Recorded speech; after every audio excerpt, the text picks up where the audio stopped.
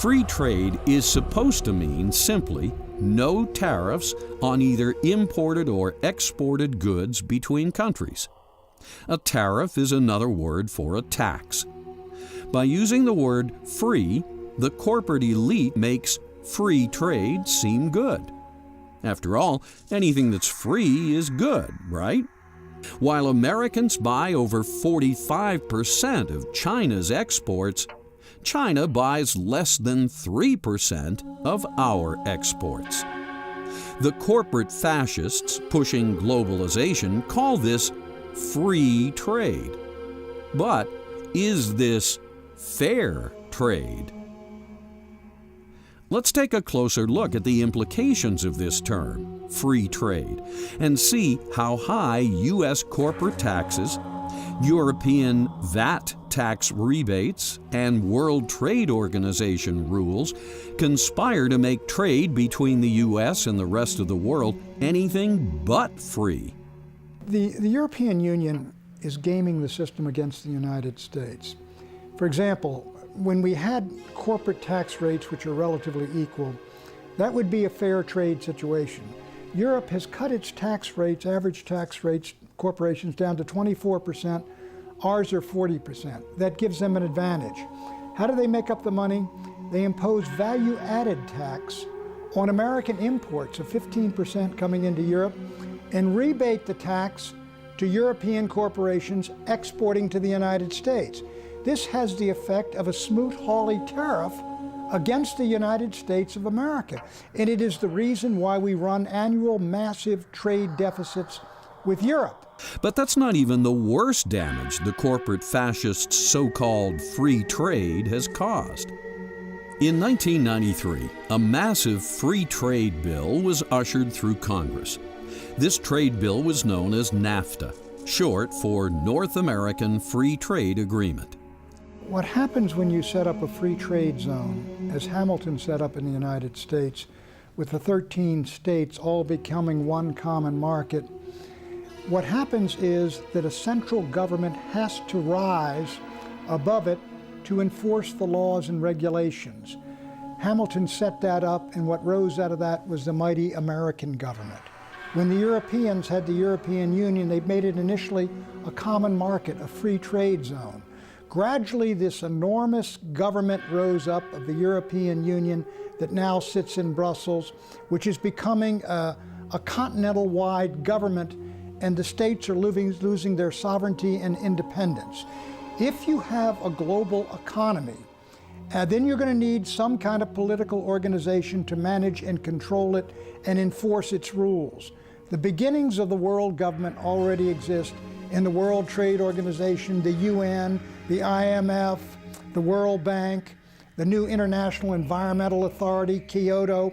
All of these things are the embryonic institutions of a world government. There definitely is a plan to consolidate the United States, Mexico, and Canada. It's more than a plan. The beginning stages already are well underway.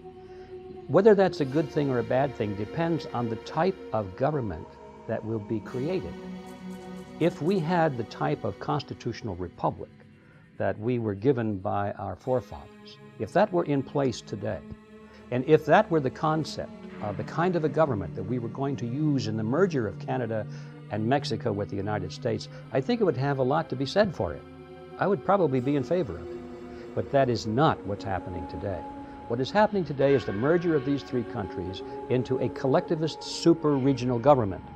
By collectivist, I mean it will be totalitarian in nature. There will be very little room for individual rights. It'll all be dictated from the top, and it'll be practically a model of what we're now seeing happen in Europe and the European Union. The North American Union is absolutely being built. We know about the NAFTA superhighways. We know about the trade agreements that are being set up. We've seen a similar model already with the EU. So yeah, I think it's pretty clear.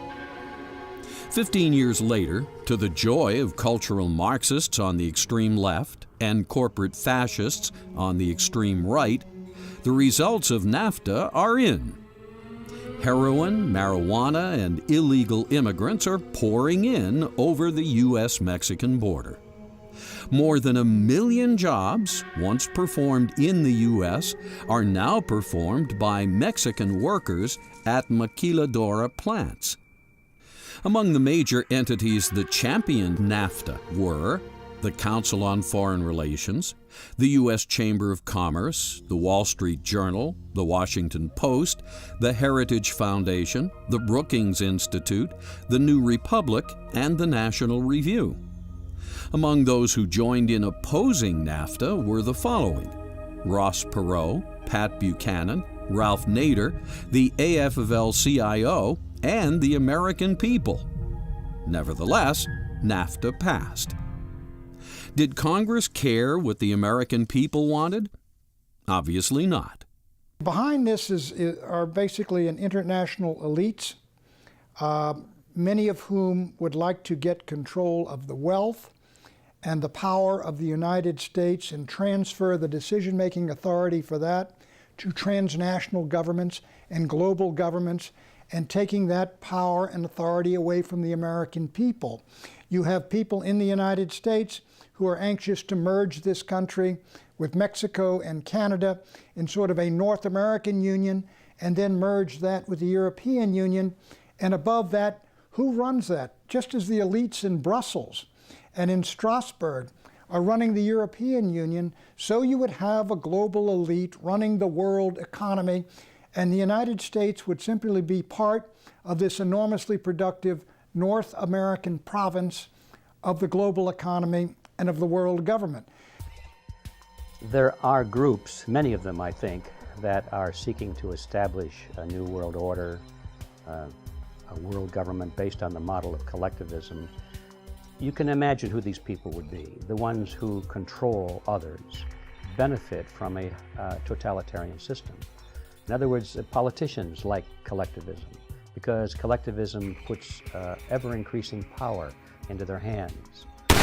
Bankers like collectivism because it gives the banks the power to create money with state sanction and state support, to create money out of nothing, and that gives control over human beings. All of these people work together instinctively, even though they may have separate individual or professional goals.